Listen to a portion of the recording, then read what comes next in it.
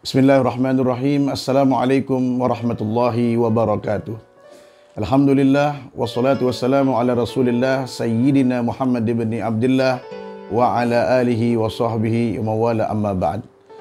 Para pemirsa, pencinta Majelis Ta'lim dan Salawat Nur Hidayatullah dimanapun anda berada, semoga kita dalam naungan rahmat, nikmat hidayah dari Allah Subhanahu wa taala. Amin ya rabbal alamin. Hadirin yang dirahmati oleh Allah, bulan Ramadan dikenal juga dengan Syahrul Quran, bulannya Al-Quranul Karim. Karena di bulan ini diturunkannya Al-Quranul Karim sebagaimana apa yang Allah Subhanahu wa taala firmankan dalam Al-Quran, surah Al-Baqarah ayat 185 yang berbunyi, A'udzubillahi minasyaitonirrajim, Bismillahirrahmanirrahim. Syahrul Ramadan alladzi unzila fihi al-Quran hudan lin-nasi wa bayyinatin minal huda wal furqan. Bulan Ramadan adalah bulan yang diturunkannya di dalamnya Al-Quranul Karim sebagai petunjuk bagi manusia dan sebagai penjelas bagi petunjuk tersebut dan pemisah antara hak dan yang batil. Hadirin yang dirahmati oleh Allah Subhanahu wa taala, seyogyanya setiap umat Islam mengerti, memahami daripada akad Al-Quran itu sendiri sebagai dustur, sebagai pedoman kehidupan, sebagai undang-undang dalam kehidupannya. Kalau seandainya kita analogikan di dalam kehidupan kita, kita mempunyai alat elektronik.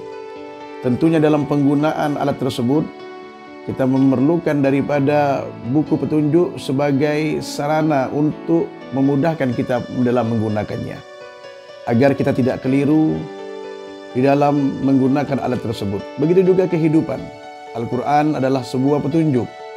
Al-Quran adalah sebuah daripada undang-undang yang mengatur akan setiap langkah kehidupan umat Islam. Sehingga diharapkan seseorang yang berpegang teguh dengan Al-Quran, menjadikan Al-Quran sebagai pedoman hidupnya, akan berjalan sesuai dengan aturan-aturan yang berlaku dalam kehidupan ini.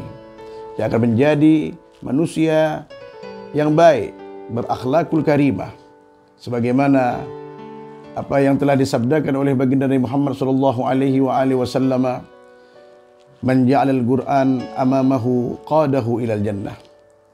Barang siapa yang menjadikan Al-Quran sebagai pedoman hidupnya, maka Al-Quran itu sendiri akan mengarahkan dirinya kepada surganya Allah Subhanahu wa taala. Karena setiap ajaran Al-Quran, setiap isi kandungan Al-Quran adalah semua kebaikan. Bahkan Sayyidah Aisyah pernah ditanya oleh sahabat tentang bagaimana akhlak dan pribadi dari Muhammad SAW. Sayyidah Aisyah mengatakan, "Kana khuluquhul Quran." Rasulullah SAW adalah akhlaknya, peringainya, budi pekertinya Al-Quranul Karim. Rasulullah sebagai panutan, Rasulullah sebagai daripada uswatun hasanah, contoh tauladan, yaitu tersirat dan tersurat dalam diri Nabi Muhammad SAW isi kandungan Al-Quranul Karim, sehingga beliau menjadi manusia paripurna, manusia yang dikatakan insanul kamil, manusia yang sempurna.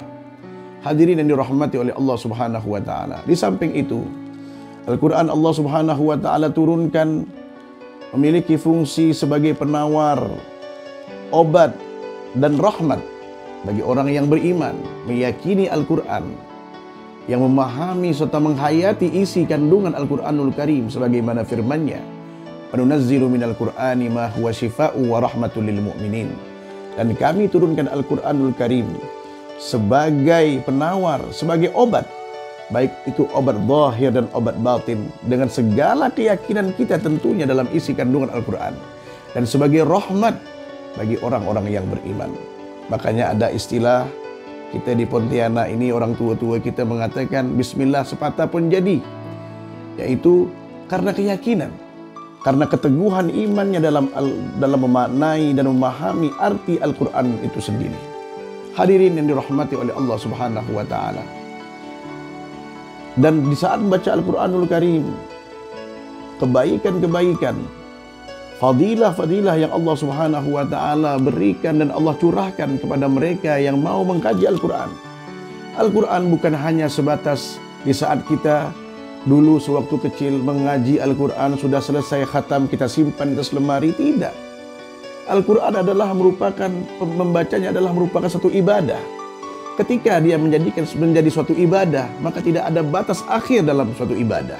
Sampai kapan? Sampai kita menghadap Allah Subhanahu wa Ta'ala. Al-Quran harus kita baca, Al-Quran harus kita kaji. Bukan hanya sebatas daripada selesai kita khatam dalam Al-Quran, kita letakkan atas lemari, kemudian di bulan Ramadan kita buka kembali. Itu adalah hal yang sangat keliru. Bagaimana rahmat Allah Subhanahu wa Ta'ala akan dekat dengan kita. Bahkan di saat kita itu ingin mengisi dan melengkapi dari rumah tangga kita dengan beraneka macam ragam ornamen-ornamen, perhiasan-perhiasan.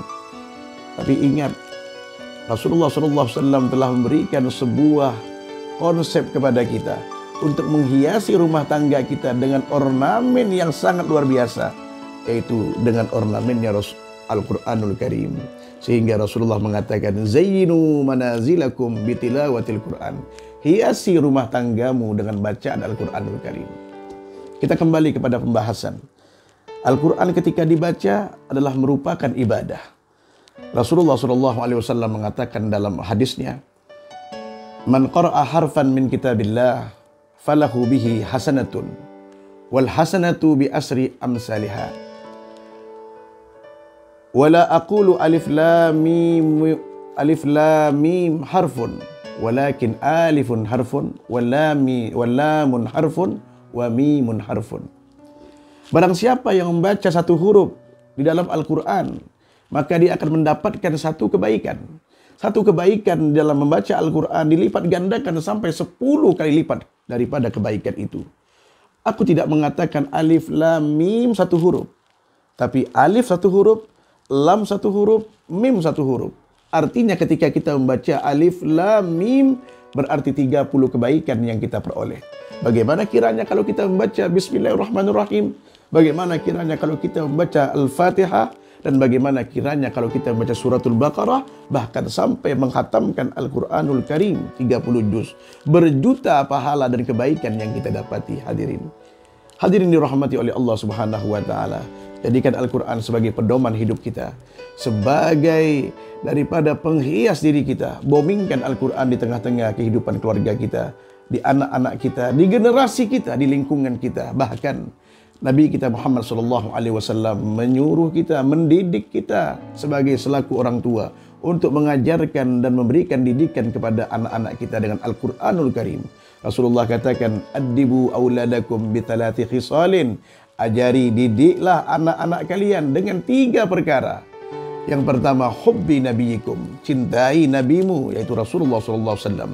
Wa hubbi ahli baitihi, cintai keluarga nabimu, ahlul bait, zuriatnya Rasulullah SAW.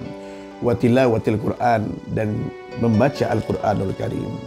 Hadirin yang dirahmati oleh Allah Subhanahu wa Ta'ala, semoga Al-Quranul Karim menjadi penerang dalam hati kita, menjadi penawar dalam kegundahan kita, dan semoga Al-Quranul Karim menjadi booming di dalam keluarga kita, sehingga kehidupan kita, kehidupan yang mencerminkan isi Al-Quranul Karim, sehingga tatanan rumah tangga, tatanan lingkungan menjadi tatanan baldatun thayyibatun wa rabbun ghafur, tatanan yang baik, tatanan yang luar biasa, tatanan yang barokah, yang penuh dengan ampunan Allah Subhanahu wa Ta'ala.